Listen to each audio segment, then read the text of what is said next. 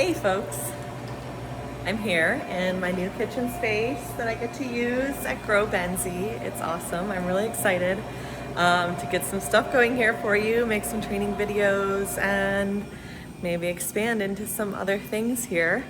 I just wanted to do a quick little rundown. I mean, the holidays are coming. Thanksgiving is, oh my God, 2 weeks from today. 2 weeks. So I just wanted to do like a quick video on some holiday prep ideas, ways to make it easier, to have all the food you want, throw the parties, have the people at your house if you want, if that's what you're doing, if you're cooking and you don't want to feel all that pressure. So the one thing I would say to start with when you're planning food for a holiday or a party or a get together or whatever celebration you're doing would be to like pick out what your priority is. Are you more focused on keeping to a certain budget, or are you more focused on how much time it'll take to get the food done, to have it all ready?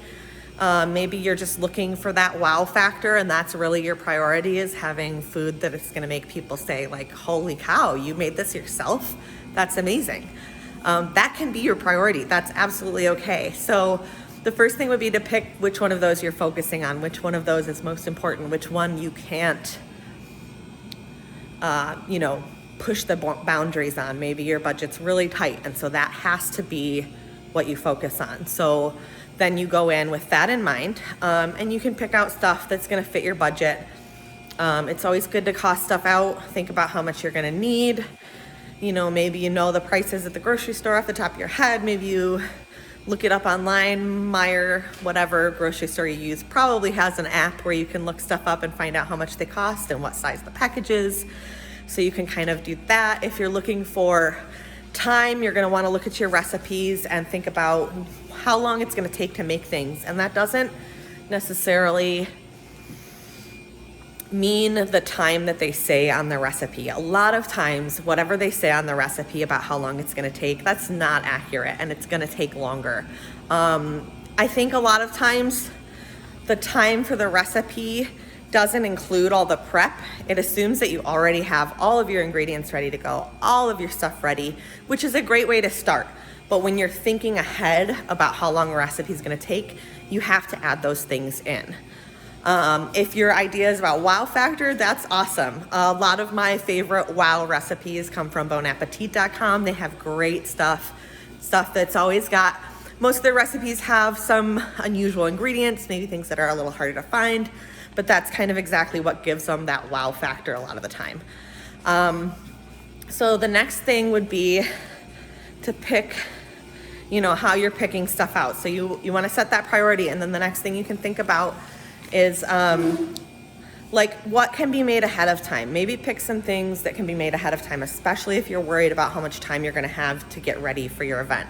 So a lot of things can be prepped ahead of time, or even fully made ahead of time and rewarmed or served room temperature or cold. Like there's an awesome curried peanut dip that I make from a recipe I found online. It's amazing. It's so good. It's so unique. It surprises people. People don't expect to see it there. You can make it days ahead of time. It's also really quick and easy. So there are things you can do to make it quick and easy to have a great holiday event. The next thing would be to make sure you're picking stuff that sounds both exciting and fun and intriguing to you, that gets you excited, that you really want to do, you want to make it, you want to try it, but also things that seem approachable. Like holiday events are not the time to try something way out of your comfort zone, because if it doesn't go well, then what? Then you have people coming, you have people expecting food, you don't have the food you expected to have. It gets really, really stressful really fast. So I would say save your experimental projects, your boundary pushing projects that are gonna teach you new skills. That's awesome. Try those things, but don't try them for your holiday events. And the last thing I think is it comes down to just trusting that people are gonna love what you do. They're gonna be so happy to be celebrating with you.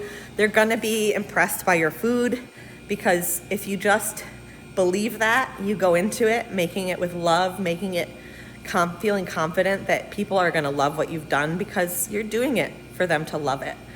I really think that makes a huge difference. That's really what my practice is all about, is learning to trust that feeling and go into your cooking projects with love, with confidence, cook with joy, be relaxed, be happy, have fun, and your food will be better and people are gonna love it. People are gonna love to show up at your house to all these beautiful snacks, and you're not even gonna be stressed out. You're gonna be happy, you're gonna be wearing whatever you feel comfortable in, you're gonna be ready for your guests to arrive, and you're gonna feel great, and you're gonna have a wonderful holiday.